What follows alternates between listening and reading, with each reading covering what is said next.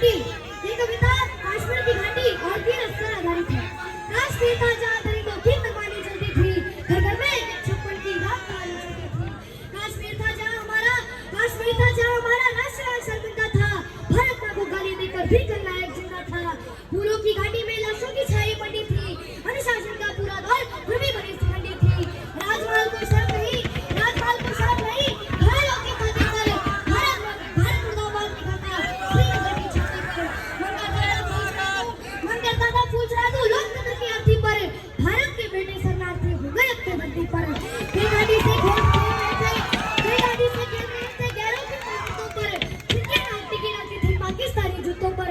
फिर भी खून सरे हाथों की न्योता कर दरबारों का, जिससे सूरज की किरणों की गर्जन था अधिकारों का। कुर्सी मुखी थी नोटों की थैलों की, गुरुमती पर बैठी उदासी न थैलों की। घाटी आंगन हो गई पूरी खेलों की, बहुत जरूरत थी सरदार पटेलों की।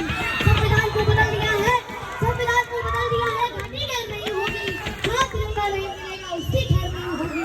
अंतिम में चुनौती दे दो सीमा पार पड़ोसी को, उत्तर का सिंहों की खामोशी को।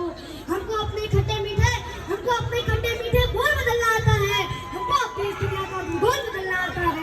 उन आंखों के दो बूंदों से सातों सागर हारे हैं, जब मेहंदी वाले हाथों ने अपने मंगलसूत्र उतारे हैं। गीली मेहंदी रोई होगी छुपकर घर के कोने में, ताजा काजल छूटा होगा छुपके रोने में।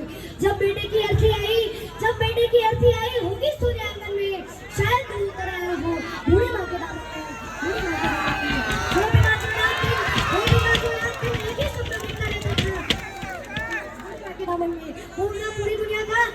पूरी दुनिया का बोझा सर ले सकती है, जो अपने पति की अर्थी को भी कंधा दे सकती है।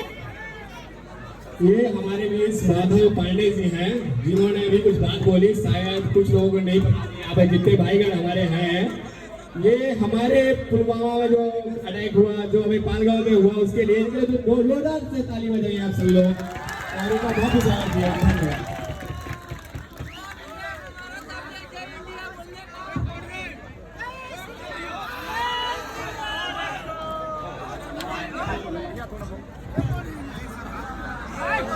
जोहार भाई।